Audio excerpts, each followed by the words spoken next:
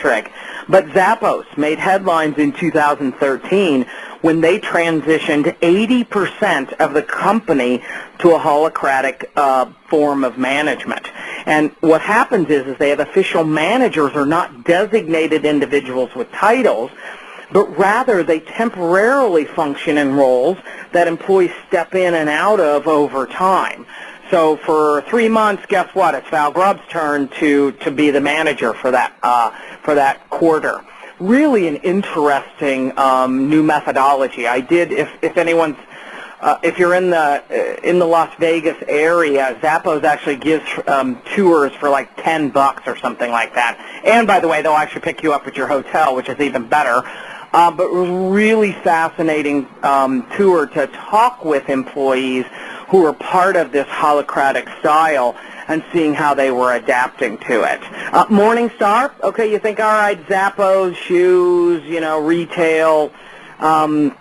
But Morningstar, it's another company. They're the world's largest tomato processor. They have 400 employees, and guess what? They have no managers.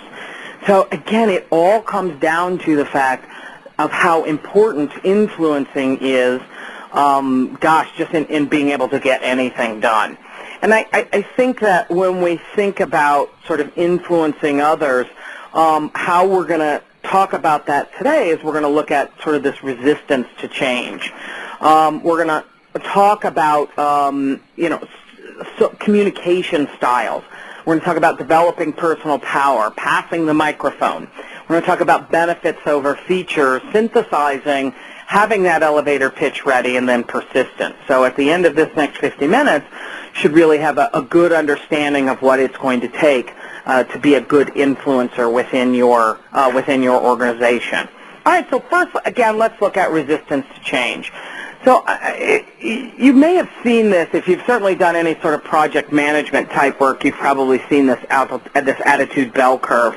And what you find, if you've not, let me walk you through this. Most people in the world can be divided into 3 categories. You've got your dinosaurs on the left-hand side, and that really is about 20% of your population. They're never going to accept the change, and they're going to fight any efforts to get on board with what's going on.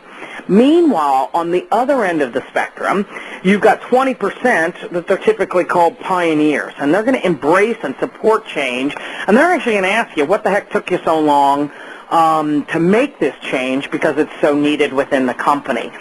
Now, the important part to know here, though, you've got this 60% in the middle, and those are the folks who are kind of hanging out, waiting to see, is this change really going to take place? Do I really have to do this? And by the way, is it